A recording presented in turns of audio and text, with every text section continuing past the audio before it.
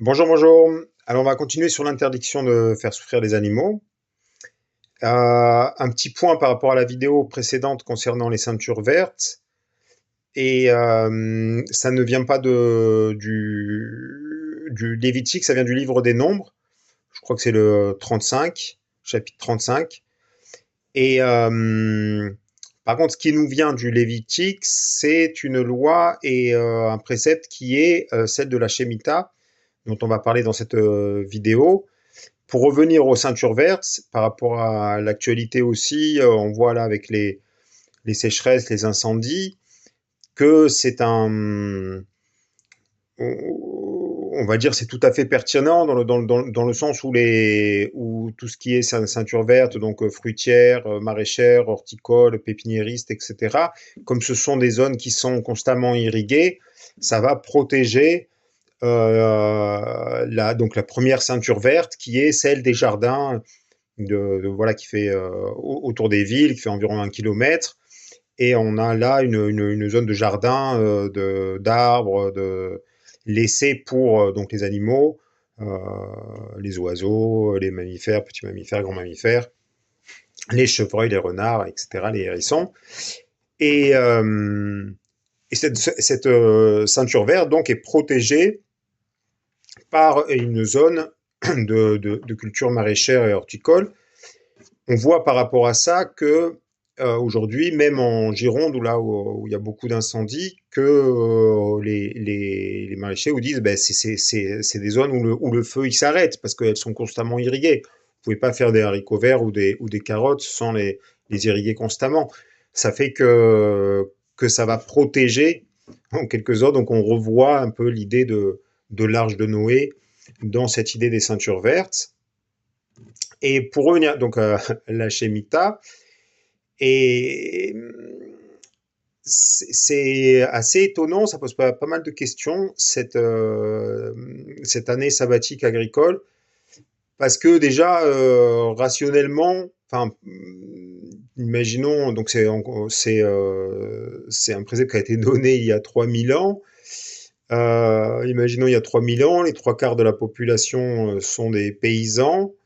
Pour un roi de chair et de sang, stratégiquement, économiquement, est-ce que c'est une bonne idée de dire à tout le monde d'arrêter toute culture pendant 1 an, justement, toutes les cultures annuelles, les haricots verts et les carottes, etc., les tomates, pendant 1 an? Je sais pas, ça pose des questions de là d'où ça vient.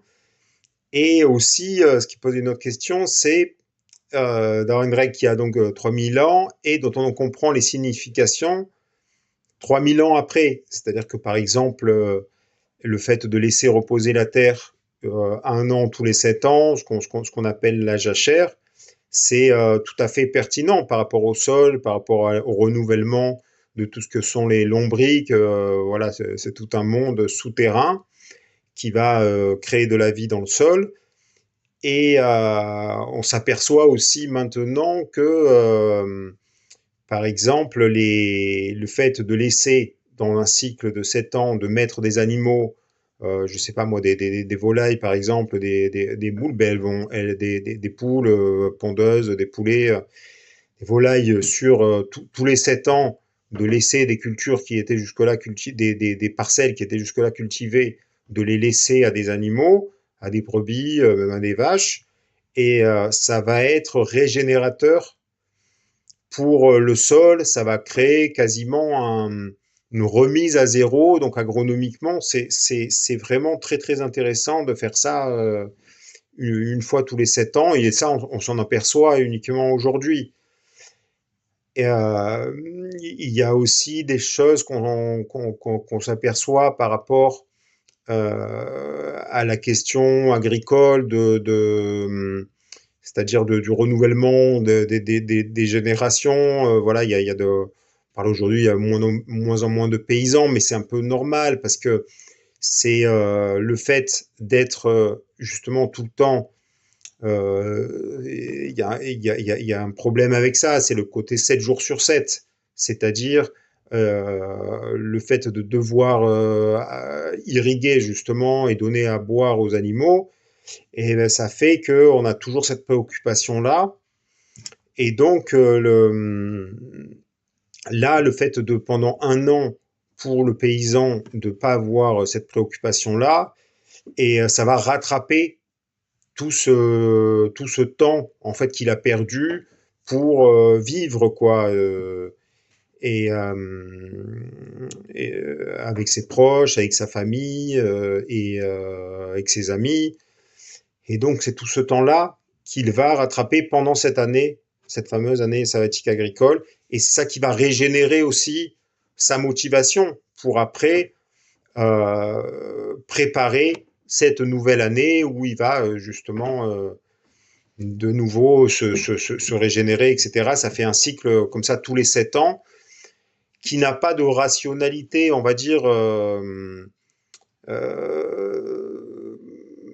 Voilà, enfin, comme je l'ai dit tout à l'heure, aujourd'hui, on voit rien que le dimanche dans nos sociétés, avant, il y avait voilà, il y avait même des interdits d'ouverture de magasins le dimanche, etc. C'est difficile. On dit ouais, ouais, voilà, pour l'économie, on va ouvrir aussi le dimanche pour les touristes, je ne sais quoi. Alors pour ne rien cultiver pendant une année, c'est quand même.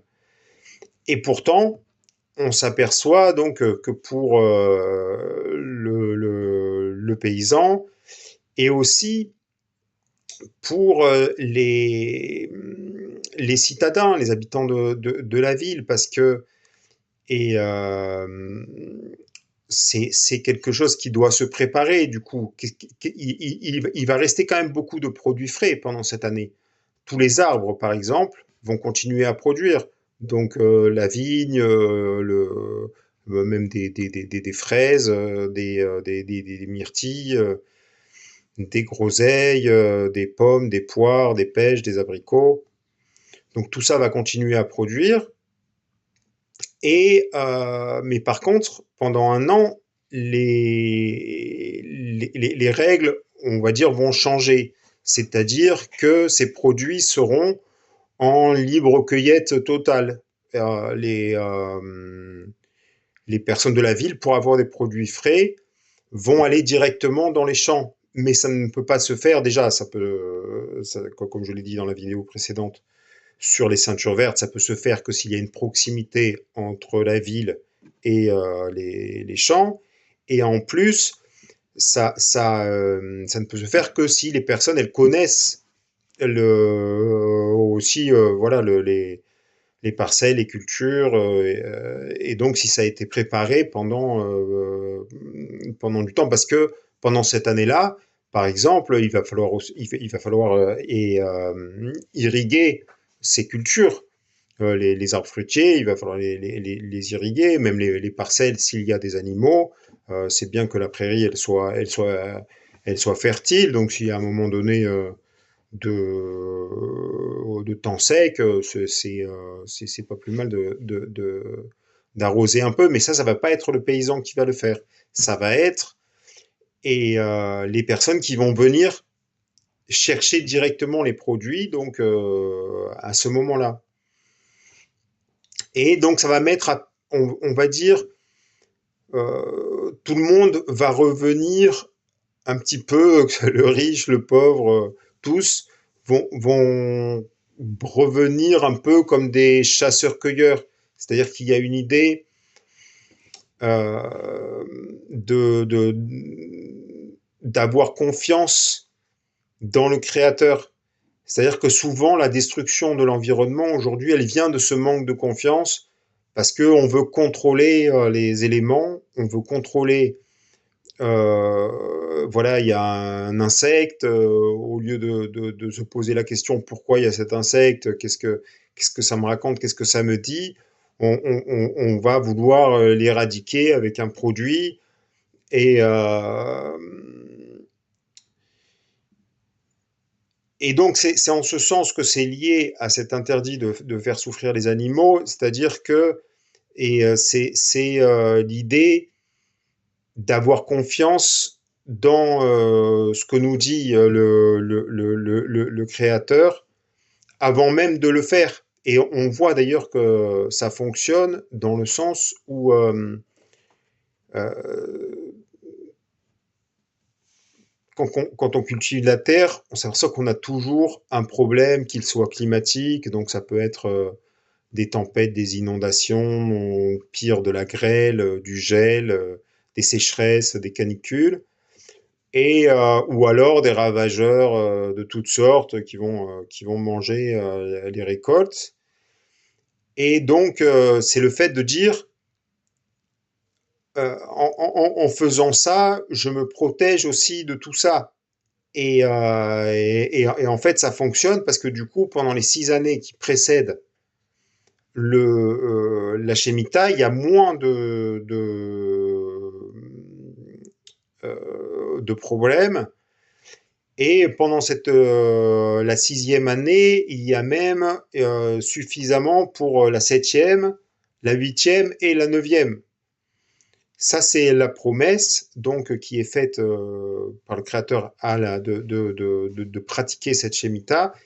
Et donc, on s'aperçoit 3000 ans après, et que ce soit pour la régénération du paysan lui-même, que ce soit à niveau social et à un niveau aussi agronomique. Ah oui, parce que ça, j'en ai pas parlé, mais c'est important.